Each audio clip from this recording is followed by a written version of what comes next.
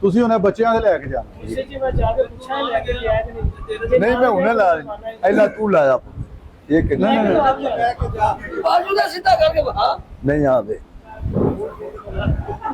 ਬਾਹ ਕਦੋਂ ਜਦੋਂ ਆਏ ਸੀ ਉਦੋਂ ਬਾਹ ਇੱਥੇ ਸੀ ਬਾਹ ਇੱਥੇ ਤੇ ਮਲਕ ਸਾਹਿਬ ਤੇ ਫੇਰ ਨਹੀਂ ਹੱਸੇ। ਮੈਂ ਪਹਿਲਾਂ ਬਾਹ ਮੈਨੂੰ ਤੁਹਾਡੇ ਯਕੀਨ ਹੈ ਮੇਰਾ ਯਕੀਨ ਹੈ ਹੁਣ ਇਹ ਦੱਸੋ ਕਿ ਜਿਹੜੀ ਮੈਂ ਪਿੰਡ ਦੀ ਖਿਦਮਤ ਕਰ ਰਿਹਾ ਸਹੀ ਕਰ ਰਿਹਾ ਗਲਤ ਕਰ ਸਹੀ ਸਹੀ ਤਾਂ ਪਿੰਡ ਵਾਲਿਆਂ ਨੂੰ ਗੱਲ ਸੁਣਨੀ ਚਾਹੀਦੀ ਕਿ ਨਹੀਂ? ਸੁਣਨੀ ਚਾਹੀਦੀ ਜੀ ਤੁਹਾਡੇ ਪੈਰ ਧੋ ਕੇ ਪੀਣੇ ਚਾਹੀਦੇ ਤੇ ਫਿਰ ਇਹ ਕਦਰ ਕਿਉਂ ਨਹੀਂ ਕਰਦੇ ਪਏ?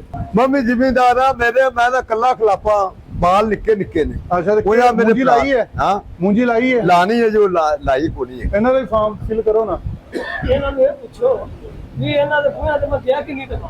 ਤੇ ਫਿਰ ਆਂਦੇ ਪਏ ਨਾ ਅੱਜ ਮੰਨੇ ਨੇ ਤੇ ਆਏ ਨੇ ਨਾ। ਚਲੋ ਇੰਜ ਹੀ ਸਹੀ ਆਏ ਤੇ ਹੈ ਨਾ। ਆਏ ਇਹ ਜਿਹੜਾ ਕਿਸਾਨ ਦੋਸਤ ਫਾਰਮੂਲਾ ਤੁਹਾਨੂੰ ਅਸੀਂ ਦੇ ਰਹੇ ਆ, ਠੀਕ ਤੁਹਾਡੇ ਕੋਲ ਕੋਈ ਐਡਵਾਂਸ ਪੈਸੇ ਤੇ ਨਹੀਂ ਲਏ, ਨਹੀਂ।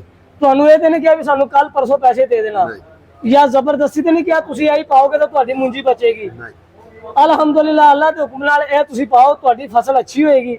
ਜਦੋਂ ਤੁਹਾਡੀ ਫਸਲ ਅੱਛੀ ਹੋ ਜਾਏਗੀ ਤੁਸੀਂ ਖੁਦ ਸਾਨੂੰ ਕਹੋਗੇ ਕਿ ਮੇਰੀ ਫਸਲ ਅੱਛੀ ਹੋਈ ਹੈ, ਫਿਰ ਤੁਸੀਂ ਅਸੀਂ ਪੈਸੇ ਦੇ ਹੱਕਦਾਰ ਹੈ। ਹੈ ਸੈयद ਬਾਬਰ ਬੁਖਾਰੀ ਸਾਹਿਬ ਨੇ ਜਿਹੜੀ ਹੈ ਆਫਰ ਦਿੱਤੀ ਹੈ, ਅੱਜ ਤੱਕ ਇਸ ਤੋਂ ਪਹਿਲੇ ਤੁਹਾਨੂੰ ਕਿਸੇ ਨੇ ਆ ਕੇ ਕਿਹਾ ਤੁਹਾਡੀ ਜ਼ਮੀਨ ਤੇ ਨਹੀਂ ਕੋਈ ਫੈਕਟਰੀ ਦਾ ਮਾਲਕ ਆਇਆ ਹੈ? ਅੱਜ ਤੱਕ ਨਹੀਂ ਇੰਨੀ ਤੁਹਾਡੀ ਉਮਰ ਹੋ ਗਈ, ਮਾਸ਼ਾਅੱਲਾ ਸਫੇਦ ਹੋ ਗਏ ਨੇ, ਕਿਸੇ ਨੇ ਆ ਕੇ ਕਿਹਾ ਮੇਰੀ ਚੀਜ਼ ਇਸਤੇਮਾਲ ਕਰ, ਰਿਜ਼ਲਟ ਆਏਗਾ ਤੇ ਮੈਨੂੰ ਪੈਸੇ ਦੇ ਦੇ, ਬਿਲਕੁਲ ਕਿਹਾ ਕਿਤੇ ਨਹੀਂ ਕਿਸੇ ਨੇ। ਨਹੀਂ ਤੇ ਫਿਰ ਬਾਬੂ ਬੁਖਾਰੀ ਸਾਹਿਬ ਨਾਲ ਰਾਤ ਨੂੰ ਦੁਆ ਵੀ ਕਰਿਆ ਕਰੋ ਤੇ ਇਨਸ਼ਾਅੱਲਾ ਫਾਰਮੂਲਾ ਵੀ ਪਾਓ।